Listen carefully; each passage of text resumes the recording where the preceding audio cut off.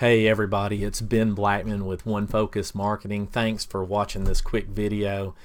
And the video has to do with my recent blog post about over 40 and overwhelmed about entrepreneurship.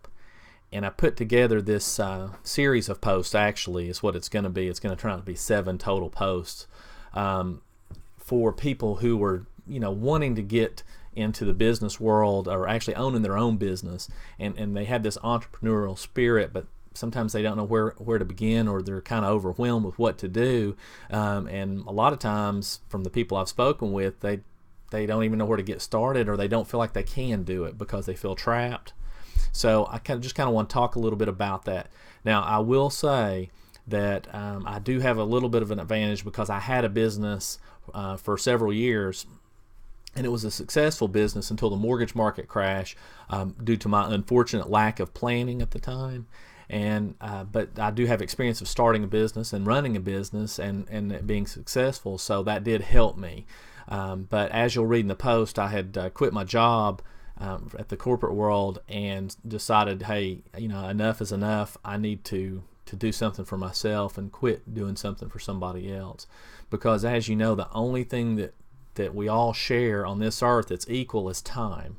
And I'm not willing to give up my time anymore to a place that doesn't appreciate it. I'm sure the people that I worked with appreciated it to some extent, but the company as a whole didn't. So there was no point in staying there, and I'm sure you know what I mean. So the way that this is going to go is the first post is really just going to be the overview, which that's the one that you're on now, and I'm just going to kind of tell you, a little bit about my story and about what I'm hoping to accomplish during these several posts, and kind of go over what we're going to go over on each of them, so that you can kind of get an idea. And it's just really about my background and what happened and everything. Hopefully you'll enjoy it. It won't be too boring for you, but we'll see. I'm sure you'll give me feedback. That I am looking forward to. By the way, if you've never listened to me before, or this is the first time watching any video that I've had, yes, I know I have a southern accent. You don't have to tell me that. I'm pretty familiar. And that actually works to my advantage a lot of times, especially when I'm trying to get out of trouble. So anyway, so after the overview post, the next one, what I'm going to do is I'm going to give you 5 topics that tend to overwhelm us and by us, I mean people over 40, from getting started on the entrepreneurship road. So the first one after the overview is going to be about security, and I'm going to just talk about the things that hold us back, like a steady paycheck and health insurance and 401k or pension or whatever it is that's keeping you back and that makes you feel secure and keeps you from actually doing what you want. The second one will be about approval. And what I mean by approval, or actually lack thereof, is approval from friends or family. And what happens sometimes is we may have a very approving family who's very supportive, and they are very kind and they want to see us succeed, but unfortunately their actions they're not congruent with them saying, yeah, hey, we do want you to succeed. And I'll kind of go over that a little bit. Now, just so you know, I have a very supportive family. It's just been incredible. It's been incredible my whole life, and I'm very lucky in that respect. But I do kind of want to address what to do if you don't have that. The next post will be about what business to get in. So maybe you're thinking, hey, I do want to have a business, but I have no idea what kind of business I want to be in. I don't know, what I want to start. I don't know if I want to do a franchise. I don't know if I want to do online stuff. I don't know what I want to do. I don't know if I want to do a bricks and mortar type operation. I don't know. And that's okay if that's where you are. Okay, there's nothing wrong with that. You don't have to have a strict idea. But I'm going to talk to you a little bit about that. And one thing I want to address right now is this whole thing about doing what you love. It's great if you could start a business and do what you love. That's awesome. And make money at it and be successful. That would be fantastic. But I don't think it's 100% necessary. That doesn't really make logical sense to me. So doing something that you enjoy, that you like, and that you're good at, now that makes sense to me. If it just happens to be something you love, great. That's perfect. That'll go.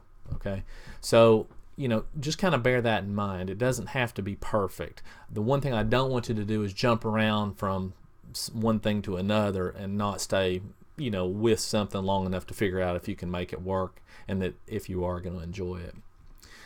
The next topic after that will be where to start, or basically the logistics. So a lot of people have questions about, do I incorporate? Do I get a attorney? Do I get a separate checking account? What do I do?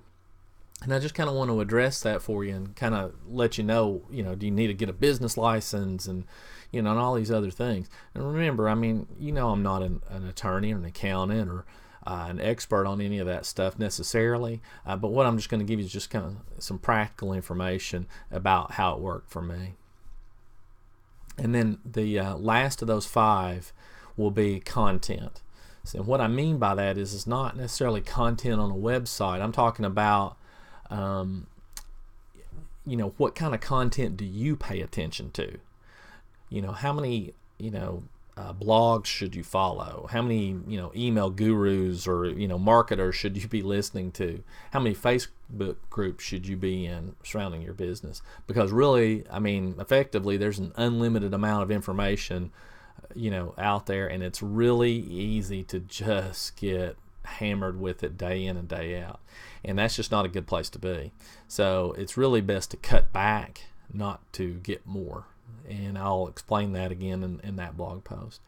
Once that post is done, then I'll send out one final one. It'll be the conclusion, and I'm just going to kind of wrap everything up and also give you an invitation to contact me if you like. There won't be any fee or anything like that involved in it, but I will tell you that if I start getting overwhelmed with stuff, I may not be able to respond. So we'll just have to see how it goes. I do want to offer this for as free, but like I said, if I get overwhelmed and I can't respond, I may just have to respond back and say, hey, I'm overwhelmed, I can't do it right now. And so anyway, we'll see how that goes. But if I can respond, great. That's good. I hope to help get you going. And please give me some feedback. I'm way past, the age or time of my life or whatever where I'm worried about what people think about me. Don't care too much about that. I need good constructive feedback. I'm not talking about, being derogatory and putting me down and that kind of stuff, but I need good feedback. And a lot of the reason I need the good feedback is so that I can give that to you. So I can turn around and put that in my posts, my videos, podcasts, and so on. So give me good feedback, and I definitely will take it into consideration and try to implement it where it's applicable. So anyway, I look forward to this, and as soon as you can give me your comments on this and on the first blog post, I really would appreciate it.